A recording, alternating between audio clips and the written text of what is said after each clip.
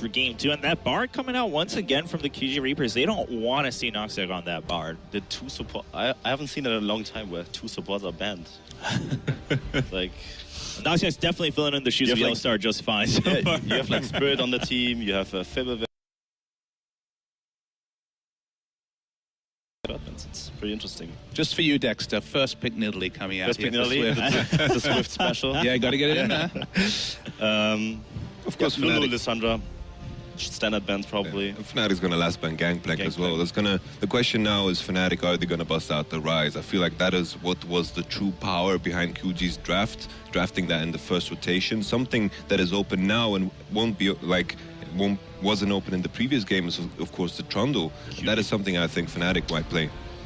You see the Gangplank man on the blue side. I'm not sure if I like that, because Gangplank can solo carry games. I mean, honestly, it feels like QG have some gaps in their champion pool. We saw yesterday, didn't seem to be interested in the Trundle, didn't seem necessarily to be familiar at playing against the Trundle. So Gangplank's been around a while, but still banning on blue suggests that they don't play it.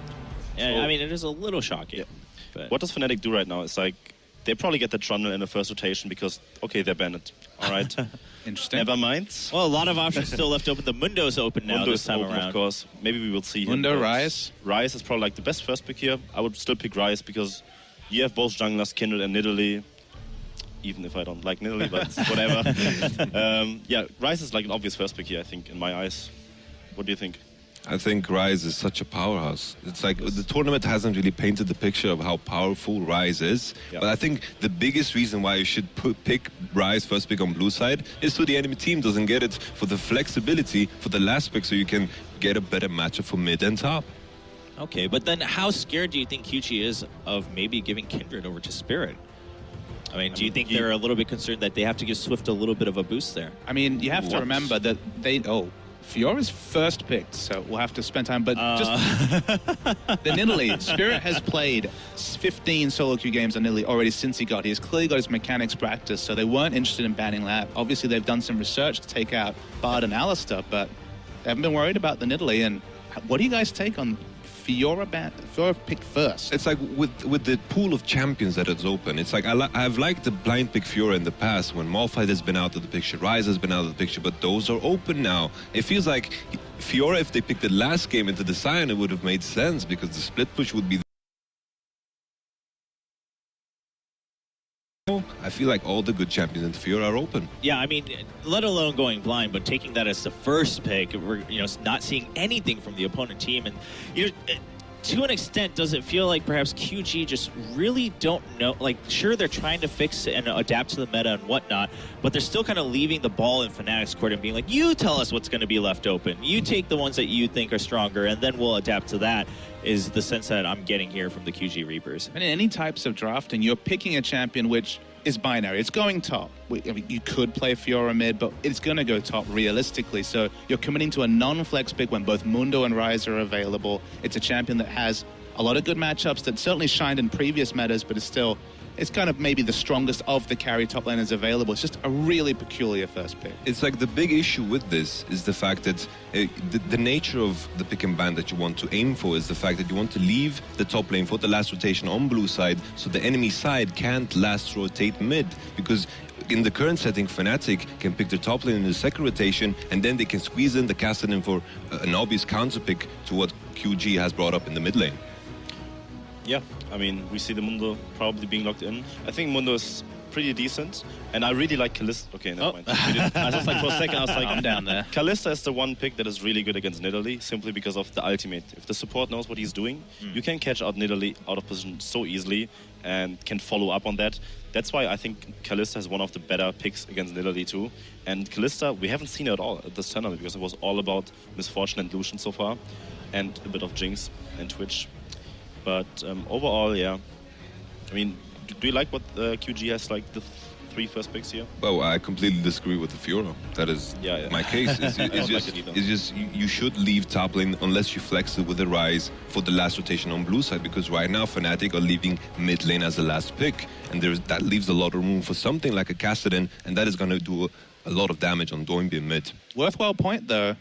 Have they left their mid lane for last pick? Because Morgana mid certainly could be a consideration. You look on the other side, it's not like there's a lot of CC. I guess it's fine against Braum, but it's not like it's demanding the Morgana as a comp pick. So we've been speculating off air about Morgana, and specifically her synergy with the Frost Queen's Claim, the massively powerful support item that's still viable in mid. So a flex pick even there coming through from Fnatic. Indeed, indeed. And I actually like the Sign. I think Sign, like we talked about it a lot off broadcast, but I think Sign is really good, actually. And I mean, Gamsu played very well the first game, so there's no reason to really fix it. Zoning out people. I mean, obviously it helped that he had like 3 kills, but I want to see how he does like in a more like even setting. Right. Yeah, and not having that handed to him, basically. I think Fnatic also kind of curious to see how well it's going to work out in another game. And it worked out fine game 1. Let's try it again. If we can pull out the same results, then that's something we're going to stick with in the future.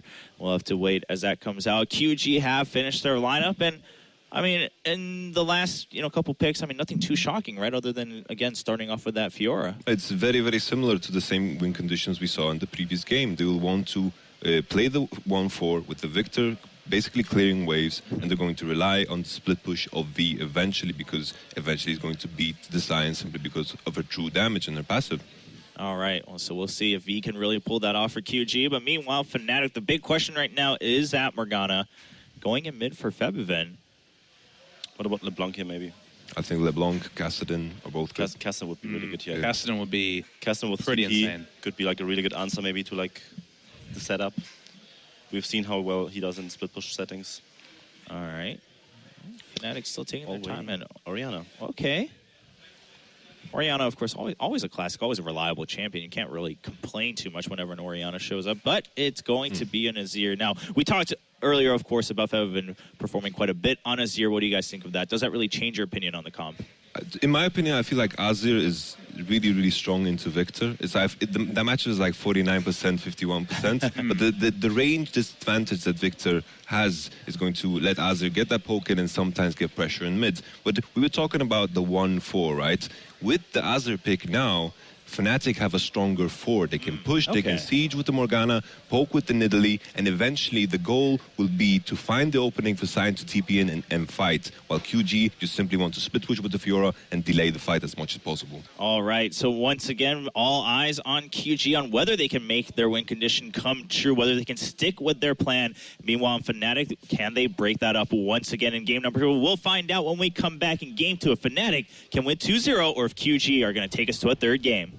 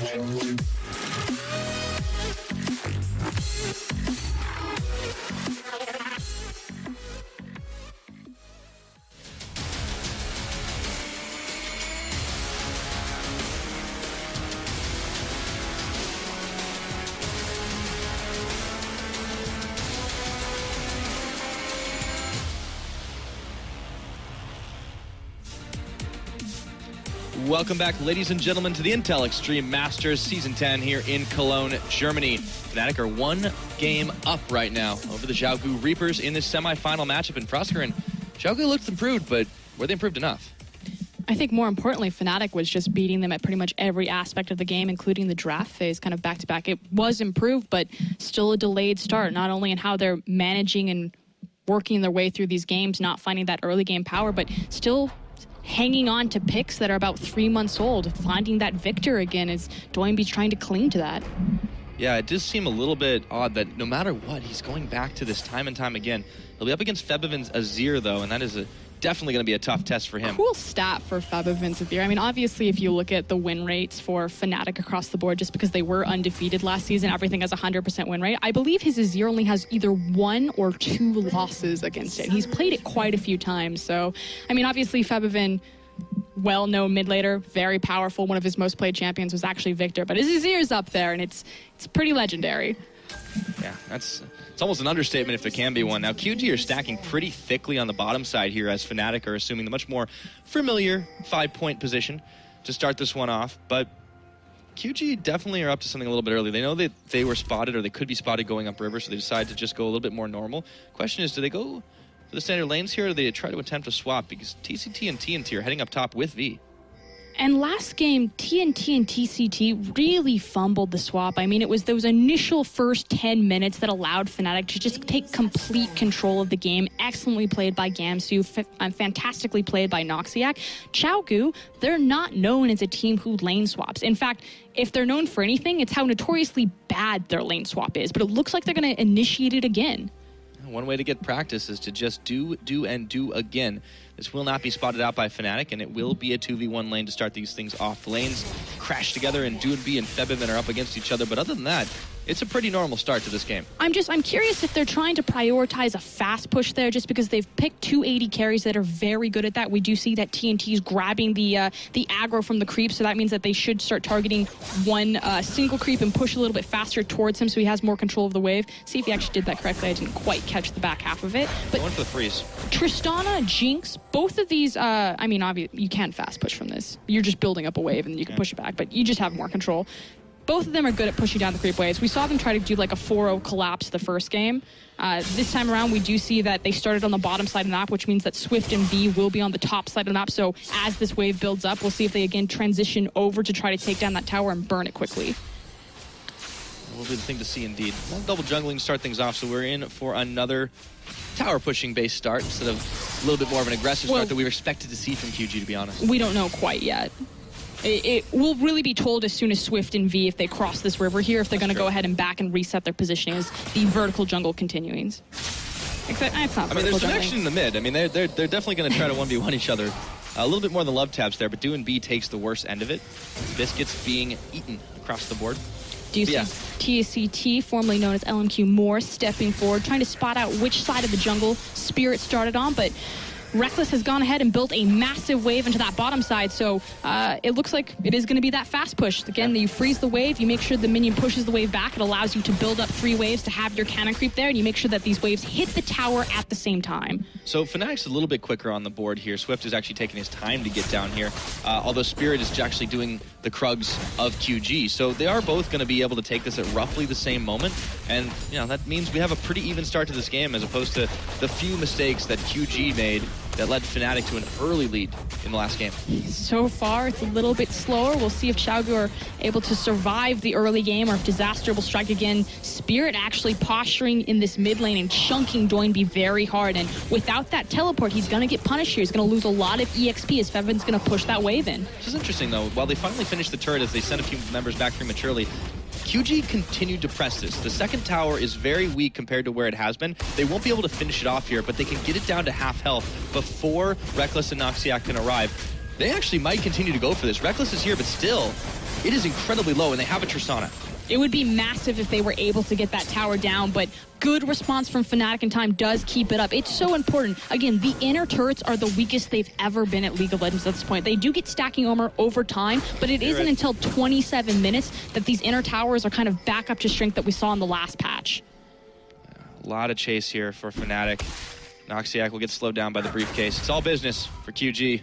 Something that I also want to point out is the fact that Gamsu got all of the experience from taking down the tower. You saw that Rekkles and Noxiac backed off to let him take that one down to the bottom lane, whereas Xiaogu on the other side split the experience across multiple members because they took it as 3.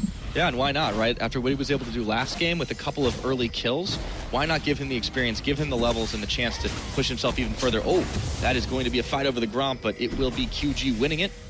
Spirit has his blue buff. He's going to be able to chuck those spears even faster. Febiven's now coming to join the crew.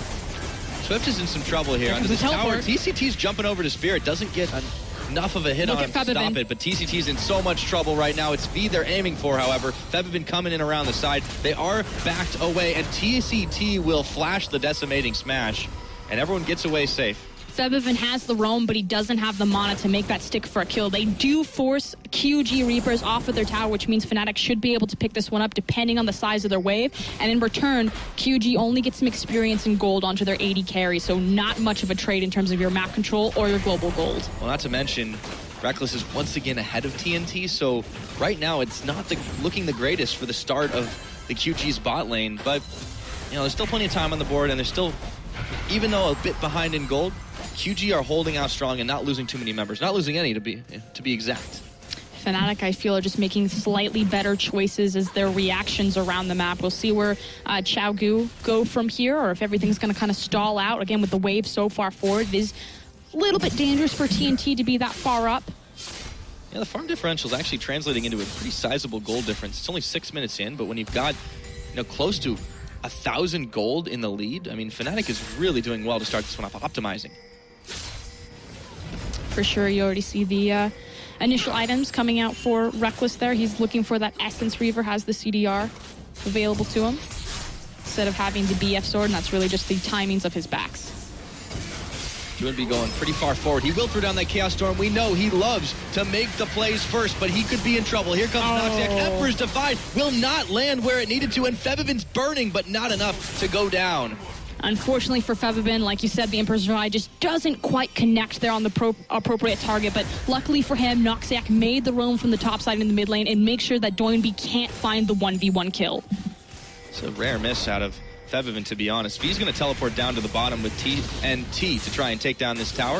With the help of TCT as well, pulling the minions in. This should be another tower picked up by QG, but Fnatic are hot on their heels in the top side. Reckless solo taking this one, and he's going to be able to even it right up. I mean, it continues. Effectively, by trading your teleport, you knew that you were going to trade the tier 1 towers on the opposite side of the map. So my question is, will QG now look towards the dragon? But the answer is no. You know, why take your top laner there to just give up just to trade towers, but then not take another objective on top of it? Yeah.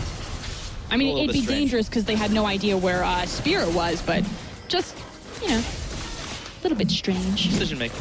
Speaking of which, Fnatic going for the Rift Herald here. Spirit's a little bit low, but he does manage to get himself healed up, and he does take care of it on the last hit, so he will have the mini Baron buff available to him as he goes right back to his own jungle after the fact. Sending the gold lead for Fnatic here. It's going to be hard for TNT to really find a little bit more farm, as the waves are kind of pushing away from him at the moment. They're going to have to wait for this one on the top to start going their way, or they're going to have to push out to dangerous territory where there are a few Fnatic wards that could spot them out. And that's really the concern, is how far forward do you want to go into these elongated lanes. Now, naturally, Tristana will have a bit of safety there just because she has her rocket jump. Likewise, TCT will have some displacement of his own with his stand behind me. So you see them sticking together, pushing together, but Reckless, zero fear. This is level 6 versus V's level 5. And again, we saw the experience split as QG Reapers split their resources, you know, taking down those towers, and Fiora has been punished for it. You know, it's not a good start to the game when Misfortune is chasing Fiora away. Get off my lawn. Kamsu hanging out in the brush. We know he likes to do this.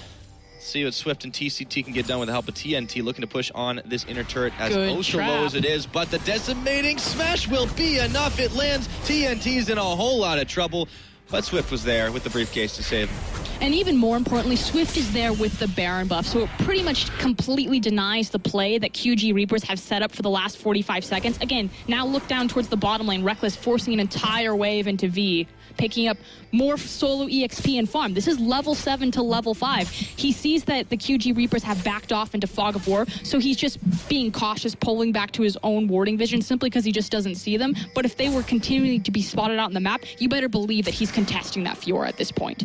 Fnatic look to get a little bit more vision coverage of their own inside of the QG jungle. Look to set up for Dragon, but they want the kills first. In comes Noxiac. That's a flash from DoinB, but the bullet time will get interrupted. Reckless taking a lot more damage than he bargained for, and Fnatic will be able to back away after QG interrupted what could have been a fantastic fight for them. A lot of ultimates burned, however. 3 for pretty much 2 there on Fnatic's side. Excuse me, 1. It's a good trade for the Reapers. 10 minutes on the board, and still about 1,000 in the lead for Fnatic. They are not pushing their gold lead any farther than that. However, they do have the control of the side waves at the moment. QG, once again, we know they love to stick together, play together. If you see one alone, it's probably not really the case. It's probably a trap. You can just assume. They do have the vision set up to be able to take this dragon, and we know they're prioritizing it higher than some other teams in this tournament, but they need to be able to take the kills first. TCT will flash after he throws down his Unbreakable. Featherman leaps the wall, but he is going to get exhausted and ignited, looking for DoMB still. Emperor's Divide will knock him back into Reckless and Spirit, and that's going to be first blood. Past 10 minutes on the clock, it's DoMB that will fall, but only after Featherman. I mean, that was best case scenario right there. Great plays from either side at tiny little things. The fact that DoMB trapped Featherman there in the 1v1 on the corner, but Featherman making a great Emperor's Divide, but the fight continues. Teleport coming down. Comes right on in. Another teleport. There's the knockback. Buster shot on Reckless, but Gamsu instantly gets the stun on TNT. He's almost out of this fight. Has to back away. Spirit's going down. Nice stun with the Braum, and they look for Noxiac now. Swift puts his ultimate on, and Fnatic will be backing away. Is that perhaps some of those communication issues coming forward? The fact that Spirit decides to go deep, but no one has the tower aggro. It looked like it might be a decent engage from Gamsu, having his ultimate, maybe being able to burst them, but Spirit goes a little bit too deep, and Fnatic are punished on over-aggression. Absolutely. I mean, they're definitely going to need to work on locking those things up before they can look to be a part of the world's elite. I still got him. He's tapping my desk. He's like, I got a pun. Put me in, coach. I got it. I can do it every now and again. But Featherman, he might be the one going down the Chaos Storm. No, he will shift to Sands and shift himself out of harm's way. But DoMB will just smash that Chaos Storm down so quickly. He's being so aggressive. Now, look at QG Reaper's map right now and how they've lit up their flanks with so much vision. And that's allowing him to be that aggressive, to step forward and to lay down that Chaos Storm at pretty much every conceivable option. I really like the Victor into Azir matchup simply because Azir's Emperor's Divide doesn't really mean much in terms of denying Victor's damage, just because he can place it, drop it over the side of a wall anyway. But it's really the vision control from QG Reapers that's giving DoMB this type of confidence. And it's worth noting, too, that this Victor was picked blind. Featherman said, I can take that on. And right now, he's having a bit of trouble. Yeah, he's leading in CS, but he had that death as well, and giving it over to DoMB meant the goal differential. So, 2-1 on the score. It has been a much more tame game from that aspect. These two teams definitely cognitively figuring each other out as the series continues, but QG looking a lot stronger than they were about this time last game. See if they can keep it up right now. As Fnatic do find a superior posture in the mid lane, and that's going to be a free tower and zero response from the QG Reapers right there. Free gold, free objective control. This is why teams aren't prioritizing this dragon anymore. You have to take a lot of damage to get it. You have to go back, and then you have no one to defend the mid. Fnatic takes advantage of the situation, grabs themselves the last outer turret remaining, and they can push forward in this war of attrition. 13 minutes on the clock. Spirit will actually be looking to take out QG's red buff and does it. And if you just look at the map pretty much across the bottom in the mid lane, Fnatic have so much pressure forward. Doesn't look like they're going to continue to apply that onto the bottom lane as we see Spirit backing off. Likewise, Noxiac kind of shadowing above Reckless, giving him a little bit of flanking vision. Yeah. The standing ward. A little bit late on the Black Shield, but that's okay. Some time to work out the kinks together. Spirit will also take his own red buff. He's grabbing everything in this jungle. And definitely farming out better. Yeah, he certainly opened up quite a CS discrepancy, 45 to 65, and that really counts in that jungle there. QG really aren't being that proactive at trying to push the lanes right now. They're letting the waves push and then backing away, not wanting to overextend, and that gives Fnatic an opportunity to start pushing back on this, to start getting this deep vision. This is how Fnatic wins these games, and they're letting him do it. I completely agree, but at the same time, I also understand, what the idea is for QG Reaper's composition, the fact that they have very farm-dependent champions. You've got hyperscaling ability from Tristana, from Fiora. Mundo really needs his core itemization, so he just becomes that unkillable wall. So they have champions that will do well with an elongated game to allow them to stack this up, whereas Fnatic are strong right now, or will be as soon as Reckless completes his Essence Reaper. Yeah, and QG have to know that, too. They're not going to try to take any unnecessary fights, which seems a bit of an odd phrase coming for a team such as the QG Reapers. But whereas we hit closer to the 15-minute mark on the board, Fnatic are definitely considering this Rift Herald yet again, and it shouldn't be any trouble for them to grab it. They have vision all around the jungle entries. QG are not making moves for this. Instead, they ping out for the Fnatic jungle, and there's nothing to take here but an inner turret and maybe a camp that hasn't even respawned yet. I feel like the priority has really been Fnatic I mean, in the first game, they had great control over Dragons as well as the Rift Herald, but Fnatic seemed to, understand to prioritize the top side of the map just because, again, Dragon's not worth as much as it once was because the 5th Dragon win condition really shouldn't exist in the time frame of these games. QG Reapers hasn't gotten the memo. That's, twice now, back-to-back, that the Rift Herald was given away for free. First time in the first game, now again in the second game. Yep, Swift will be able to start pushing those waves in a little harder. As it goes, Reckless is pushing up in the top versus V. Still thinks he can take him on. As long as he keeps his distance, he is completely fine.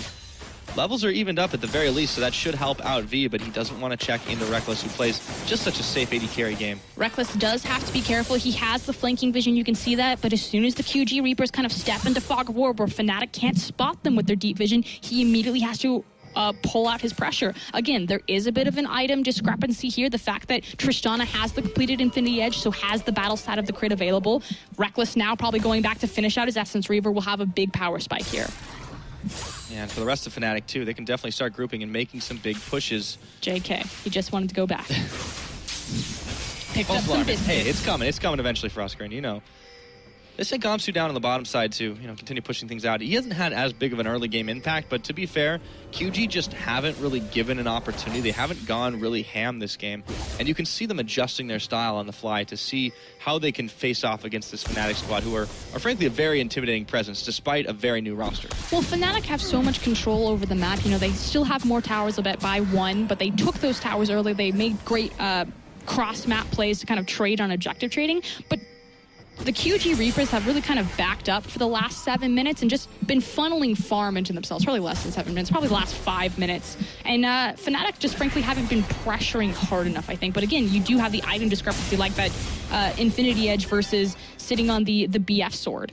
They are getting some deep vision, however, even if they're not pressuring the waves as well as they could be. But you're extending the gold into the deep vision, and you're not making plays around it, except for trading the Rift Herald. But they're denying as well. They're counter jungling, grabbing it away from Swift, making sure he can't get up to the level he wants to be. But they are feeding some of that farm right back to QG in the lanes.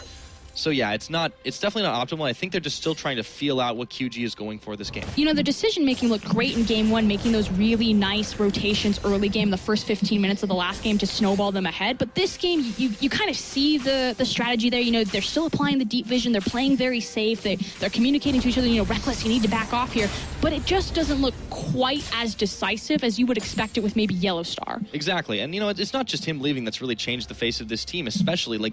You look at what's going on with this new roster and who's really making the plays and actively throughout the series so far. It really has been Spirit a lot more. And this isn't something we saw with Reignover on Fnatic. He wasn't the standout player. He wasn't the star. It was way more about Huni and how Reignover could support him. But Gamsu has been much more of a team player-oriented style so far, and not so much I'm going to run in there and get the kills. I'm going to run in there and set up kills for my carries. And like you said, it's really the shift from Reignover being kind of the supportive style and Huni being the carry, now Gamsu's supportive style, Spirit being the carry. Thing, though, is that Spirit's on Nidalee, and we're coming into 18 minutes of this game 1-1-0. If the analyst desk rings true, then this Nidalee shouldn't be as impactful as something like a Mundo. We saw Cloud9 really make use of that against H2K. Now, H2K did go on to win that series, but Mundo came up huge that game. Yanko said it in his interview, Mundo just outscaled me, and that could very well happen here. Well, when you talk about an early game champion like Nidalee and a very late game champion like Mundo, the longer the game goes, it really only does go one way. Fnatic will, however, be looking for another dragon for themselves, or rather the first dragon for themselves. QG are looking to contest this one. Reckless makes it rain, and that means they will have to call it off on account of the weather. So, Swift takes a little bit more damage, but this dragon is grabbed by QG. Fnatic don't really want to fight this right now. Despite having a bit of a gold lead, I don't feel they feel confident enough to make it happen. Well, the big thing is that Spirit just got chunked out so very hard right now, and this Nidalee's not as strong as she really should be. Instead, Fnatic get better posturing on this mid lane, and they could look to siege this up. Great zone from Reckless, and look at how much damage they just did to that inner mid tower. Yep. We're able to chunk it down pretty low. About a quarter of its health remains, however, so QG will defend even if they were a bit delayed too, and now they're looking to get a chase on. Blue buff is being taken out by Fnatic, but they won't be able to get there in time. Making it rain, TCT in the front, trying to block it up with the Unbreakable. Spirit will secure the blue buff for himself, and Fnatic now grouped as 5, feel they may be able to take the fight. Despite the fact that Fnatic really aren't, trying to engage for these 5v5s, they do have the big engage potential from Gamsu and his ultimate. They're still dictating the pace of this game. They're leading QG around the map. Yes, QG managed to get the dragon, but they lost a lot of damage on their mid-tier tower, and they lost their blue buff, and now they might lose more. They might indeed, but Febvin was the one that took the damage as he sent the Emperor's Divide. It didn't connect the way he wanted and knock people back into his team. But we talk about Fnatic leading this game and how they're getting the siege on, they're making the plays happen, but look at that, as Reckless goes even lower, he has to get out of there. Doinby has 0 mana, there's no way they can follow this up. QG can't do anything off of that. Yeah, they got the wave cleared though. The thing is, for QG, they may be led by the hand so far this game, but the longer it goes, they've got a lot of tools on their side come the late game. DoinB is on Victor, Swift is on Mundo, V is on Fiora, they have a Tristana in TNT. All of these champions scream, late game, we will beat you down. And Fnatic, I feel like there's a timer ticking over their heads for this one. I mean, that said, Febvin is also on Azir, does have a fantastic late game as the QG Reapers just trying to stall out, save their mid-tier tower. They do force Fnatic off of it, but that blue buff steal coming up pretty big to bite Doinby there. Had to recall. A lot of counter jungling going on for Spirit this game. It was set up that early, like, we'll steal the blue buff. Doinby will have 0 mana. They won't have wave clear, and we'll take the mid-tier tower. All plant. It's excellent. Yeah. They send the Tristana down bottom to clear out the massive wave that had been pushed in there by Fnatic, and that gives them an opportunity to push in here, finally take out the second tier mid. Spirit goes very low from V, but they do not have enough to take him down. The chase is on. Tristana's joined the fight. In comes TCT, but Gamsu gets himself out. Reckless, however, was on the front line, had to force his flash away. And QG will go away once again empty-handed. And again, QG Reaper's composition really lacks a true engage tool. They're not able to catch up to Fnatic. Naturally, Morgana will have fantastic disengage. I'm really surprised it took so long into this tournament to finally see her come out. Not only because she synergizes so well with Frost Queen's Claim, which is such a potent and powerful item, but the fact that she's so easy to walk away from things. She's got good wave control, or decent wave control with her Tormented Soil. She protects the AD carries with the Black Shield. It just makes sense. She's good against Trundle. We haven't seen Trundle this game, but if we did see Trundle, I expect Morgana would be a pretty favorable matchup. She's ranged, she can abuse him. She's got the Black Shield, deny a little bit of that CC, the slow. QG, I think you hit the nail on the head with the lack of engage here. The big issue for them, we talked about it throughout the tournament. We were sitting down a little bit earlier, if you recall, talking about, they're just a little slow to start. What are we going to talk about? I think a phrase that got tossed around a lot was failure to launch, and that's pretty much this game in a nutshell. They just can't catch Fnatic. It's been this tournament in a nutshell for the QG Reapers, unfortunately.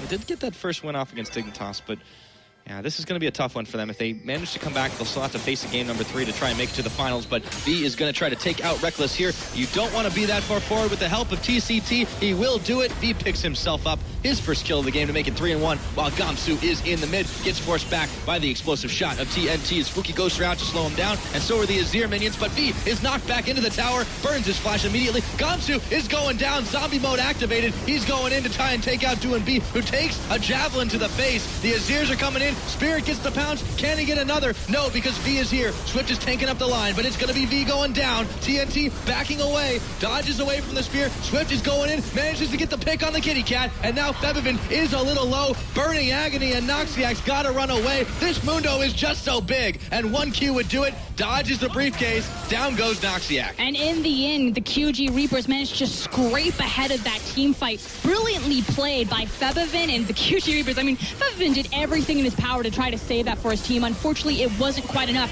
We'll see if they're able to transition this into the tower. Oh no, Reckless is here, and so is the teleport. Yep, it's going to be Gamsu coming in off the back of it, so even though it was a 3-for-2 trade for Doesn't QG, mean they anything. can't get an objective. Exactly. See it again, though.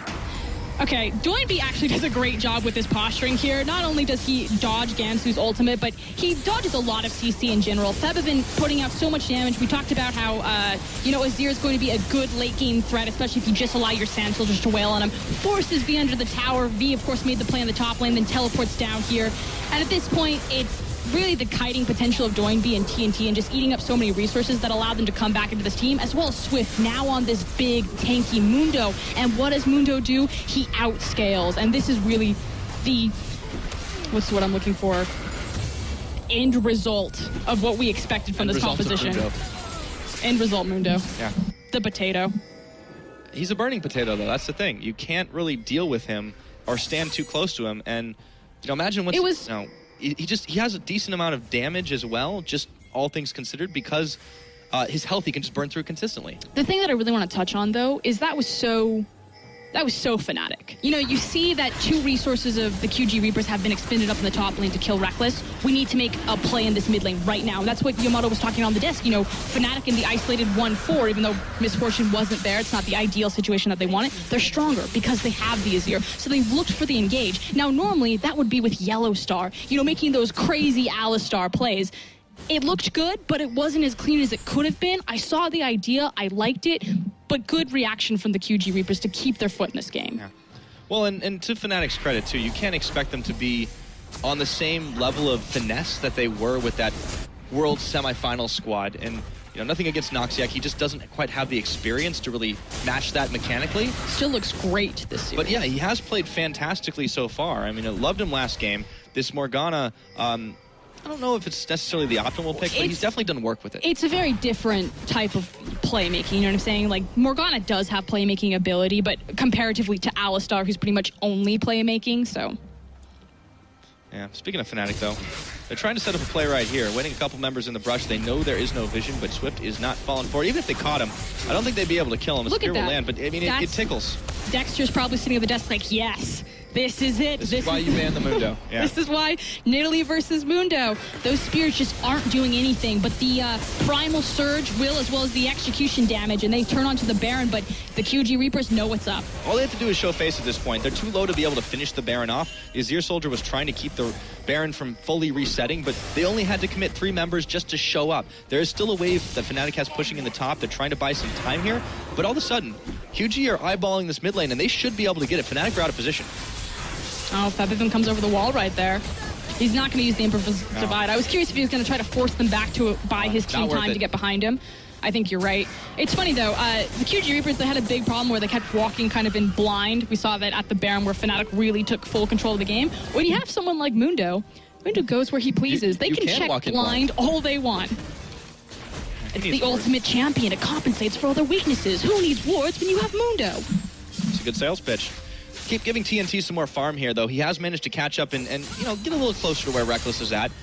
And, a little gold will help as well to keep this build on going. He has the QSS. Eventually looking towards the Mercurial just to make sure he doesn't get caught too hard. I mean, Spirit, if someone CCs him, oh my goodness, Noxiac, goodbye. Another Chaos Storm for DoNB, and that's his 3rd kill of the game. That guy, that is typical Chinese aggression. That's typical DoNB. That's the DoNB special. Randomly drop Chaos Storm in the middle lane. That said, Noxiac obviously shouldn't have been that far forward. Yeah. Victor doesn't have his flash, though, so traded support flash for mid lane flash. Now, naturally, he picked up the kill, so that's nice to have in your back pocket, but that matters tons for Victor, who's a very low mobility champion comparatively to someone like Uzir, who has his reset. Very true. DoNB spent a couple of summoners there. All the same, got him a little bit more gold back in his pocket. And he has been dealing very well with Febivin's Azir. Have to give him credit where credit is due. He might be sticking to his guns, but they are a couple of good guns. Bit of a trap being set up here, although Spooky Ghost should be available, and if that's pressed, that'll immediately reveal the QG Reapers. Come on, Noxiac. Nope. They're safe in lane right now. Well, There's he still doesn't a couple of members in that brush, though. necessarily need to use it off or defensively, simply because they have great flanking vision, especially as now TCT and Swift will show themselves. Yeah, there's a Spooky Ghost. Both connected on TCT, however. They'll be able to get back to their own safety zone. Still, V going to try to push on the top side. The question is, how is he going to deal with Gamsu here? He shouldn't be able to take him out. He hasn't really gotten fed on this Fiora right now, and the Azir Tower will be taken out by QG, or getting close to it. They continue pushing their waves forward. We hit 29 minutes on the clock. It's definitely turning into one of those longer games, but it looked like that was going to be the case from the get-go. I mean, the longest game that we've had for the tournament so far was that 34-minute game. Fnatic finished the last one in 33. Yeah, could be a little bit longer this time around. But again, it's much more conservative. QG are still getting picks. They're still making plays, but they're still down on gold because Fnatic just have that objective mindset. And they have been pushing it as fast as they can, as forward as they can. I'm actually surprised these two teams have fought over the Dragons. That has been one of the things I least expected to happen after the first day of games. Yeah, it's been a little bit curious. I mean, it doesn't surprise me from the QG Reapers just because that was their MO in the LPL, and I think it's more been indicative of Fnatic just because they've had complete control over pretty much every objective in the game, at least as far as this series has been concerned in terms of the Rift Herald as well as the Dragons. Obviously, they were bullied off more this time around, but it's getting a bit more dangerous because, again, Swift's Mundo is starting to mean so much more than Spirit's Nidalee. And team fights, unless they're set up perfectly, unless there's a pick, unless it's an elongated fight enough that, you know, Febiven's able to lay down enough sustained damage with his Sand Soldiers, things can get pretty scary very quickly. Yeah. We haven't really talked about kind of the composition that QG set up, but it's pretty classic to see Fiora and Tristana picked in tandem with each other. Simply because you place down the Fiora ult, you need to get the execution so you can lay down the healing AoE, and obviously that'll allow Tristana to start finding her snowball and Goomba stomping around the fight. You're then laying massive AoE damage with the Venn diagram of Victor there. I like to call it the Venn diagram of murder. You got the Chaos Storm, the Gravitational Field, the Death Laser, and again, that's just layering everyone so low, Tristana continuing to jump around the fight, and that's really how that works, whereas, you know, Fnatic, they need to lay down the poke, they need to be more reliant on kind of flanking and setting up more, I think, carefully engineered team fights, whereas QG Reapers, they get a bit more freeform with it. Yeah, talking about Tristana too on TNT, like he's gone a little bit more unconventional build, I'd say. He's not gone for the rapid fire cannon, the range extension, instead finishing out that static shift earlier. But there's still time, I suppose. Just hasn't thought it's something that he needed to take. Dragon, however, will be secured by Fnatic just barely. The laser from DoinB almost sniped it away. Fnatic are trying to bail. TNT jumps in, gets a shiv proc on this one, but they are out.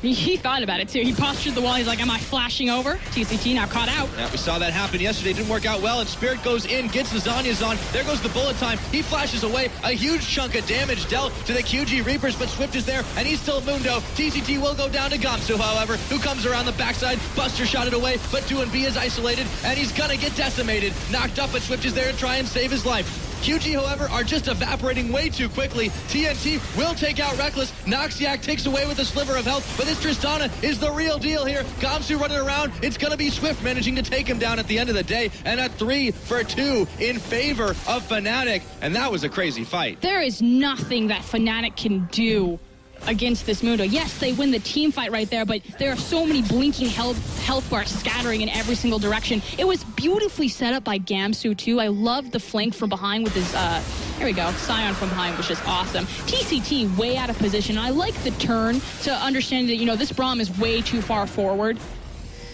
Here we go. I thought for sure Reckless's ult was going to come out a little bit earlier as well. So here we go. They catch TCT. Spirit trying to buy time with his hourglass. Here comes the bullet time. TCT does a good job kind of measuring measuring how much he can take, but Gamsu, that's what I was talking about. Coming in from behind, finding the engage. He gets right on DoinB, but DoinB survives for so long. Well, TNT just does so much work while he's tanking up Noxiac, Spirit, and pretty much everybody else. I mean, kind of poor target selection and follow-up on Gamsu right there. A bit of a mess of a fight. They do come out ahead. Also picked up the Dragon, so overall a win for Fnatic. Yeah. So they got a little bit more out, but QG starting to show that their composition is the stronger one. A lot of members of QG here around this Baron pit, but they're withdrawing. That will allow Fnatic to be able to take out the Scuttle Crab and clear the vision around the Baron. This will be the very important objective for both teams. If Fnatic can secure it, they can compensate for some of their lack of scaling and start pushing down those towers. Remember, they're still leading 4-3 on that metric, but QG, if they take it, that could start to be the first nail in the coffin of Fnatic for this game. Again, I just think the issue is Swift. He's got his Spirit Visage up and online, pretty much not taking any damage. Well, and he's got the Dead Man's Play, too. He's going to be able to run very fast at this enemy team and not care at all what they're doing. And this is Mundo in a nutshell. This is why you have to ban it. And V is still able to make his push known in the bottom side as well, while Gamsu will let out a roar to try and push them back. Not too many minions here, but Gamsu can hold this on his own if they decide to add a few more members. 3, though, of Fnatic in the middle. I mean, that said, Gamsu's done a brilliant job holding off V for the majority of this game. It's pretty much been Fiora and Scion isolated. Now, we do have an issue where there's a TP discrepancy, so the QG Reapers are able to play around the Baron here and hold V to the side, simply because Gamsu, he has his ultimate, so if he's, you know, postured around the mid lane, he can kind of quickly get there. But from this current position and kind of this 4-1, QG Reapers have the man advantage because they have the TP advantage. Yes, indeed. Just about 35 minutes. Toonbi takes a pot shot at the Baron. Not sure what he was trying to do with that one, but he's all right. Fnatic just trying to hold out for this cooldown so this becomes a little bit less scary of a situation, doing a great job kind of leading forward, poking. Obviously, fighting on the Baron is still relatively scary for the QG Reapers simply because Fabivin is very powerful right now. This is Azir. We talked about, you know, if there's any late game scaling for Fnatic, it is in his back pocket, and that's exactly where you want it to be. This guy is great on Azir. Yeah, hasn't had the greatest score this game, but he's still been able to make some plays. A couple of missed ultimates, but nonetheless, definitely an all-star player, and Fabivin has proved time and time again that he is, if not the strongest mid laner that we've seen in quite a while that's not from Korea. I think you got to find me somebody better. I'll definitely say that I think he's the strongest standout player into this tournament. Again, kind of looking at what are you expecting from everyone? What was their most recent performance like? And carrying over, you know, from Fabivin's Worlds performance, you point at him and go, him. He's the all-star of the tournament. This is the guy that you want to watch. This is the guy that's picking up the crown of Fnatic. And first game he wore it well, and first part of this game he wore it well. See if he can continue and close it out 2-0. Yeah, no, if he is calling a lot more of the shots this game alongside Reckless, you know, both known to be a little bit more quiet personalities. How much does that really add to the strain of him trying to play this game effectively? We haven't really seen any physical difference. I mean, Fabivin is still Fabivin no matter what. But does that add an extra level of difficulty to try and play this game, to lead this new Fnatic squad, do you think? I mean, obviously, it's hard to say. We've had a lot of shot callers that have been mid laners in the past simply because the position has so much influence over the game. Bjergsen comes to mind, yeah? Exactly. High comes to mind, obviously now playing from that support position, but he doesn't count. He's a support now, Frost.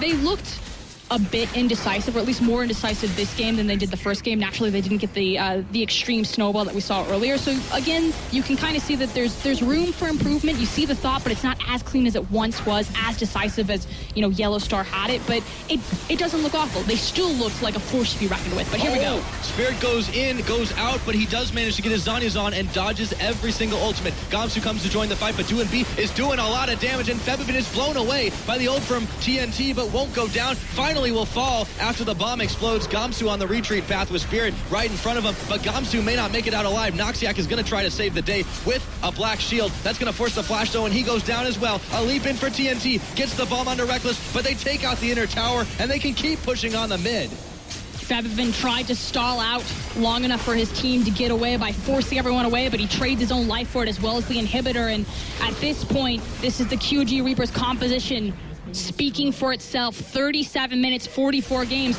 We said the meta is going to go quicker. There shouldn't be these elongated games. You shouldn't let the QG Reapers get to this point in the game where they are so comfortable in their 5v5, but Fnatic have failed to make decisive choices. And they are reaping the benefits right now. The QG Reapers, meanwhile, will be grabbing themselves a win to take this one all the way to game 3. But they want some more kills on the board before they can make it happen. A double kill for the Tristana. Grab the last turret. Inhibitor goes down. 38 minutes in, we got a series. And I feel like as soon as we kick it back over to the desk, the first thing out of Marcel's mouth is going to be Nidalee. Spirit